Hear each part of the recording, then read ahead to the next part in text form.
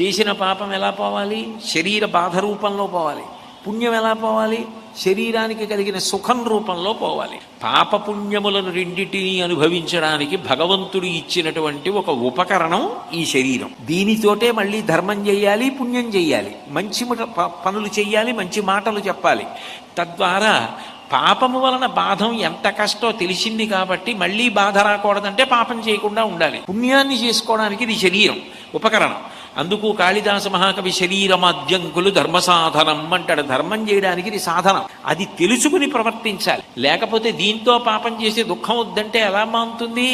కల్మషభూయిష్టమైన ఆహారం తిని ఆరోగ్యంగా ఉండాలంటే ఎట్లా ఉంటాం? పరిశుద్ధమైన ఆహారం తింటే ఆరోగ్యంగా ఉంటాం. అట్లాగే మంచి కర్మలు చేస్తే మంచి ఫలితాలు వస్తాయి, చెడ్డ కర్మలు చేస్తే చెడ్డ ఫలితాలు వస్తాయి.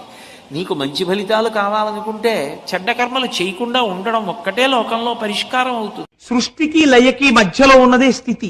ఆ స్థితి ఎందున్నది కూడా భస్మయే. ఒక శరీరం తిరుగుతున్నప్పుడు చాలా గొప్పగా ఉంటుంది. ఈ అబ్బో ఎంతటి వారో అంటారు. కానీ అసలు దాని యొక్క సత్యస్వరూపం ఏమి? దోషుడు బూడిద, అంతే కదండి. దాని సత్యం అంతే. దోషుడు బూడిద ఒక ఆకారాన్ని పొంది నడుస్తోంది. దాని సత్యస్వరూపం చిట్ట చివర అది దోషుడు బూడిదిగా మారుతోంది. కాబట్టి మన వాళ్ళు జీవితంలో కోరుకున్నది ఏమిటంటే ఈ శరీరమునందున్నటువంటి పృథివీ గంగలో కలిసిపోవాలని కోరుకున్నారు, జ్ఞానగంగలో. అది నేను బతికుండగా జరగదేమోనని ఆ తరువాత ఉన్నటువంటి వారసులైనా కనీసం ఆ చితాభస్మాన్ని తీసుకెళ్లి త్రివేణీ సంగమంలోనూ గంగలోనూ కలిపేస్తుంటారు.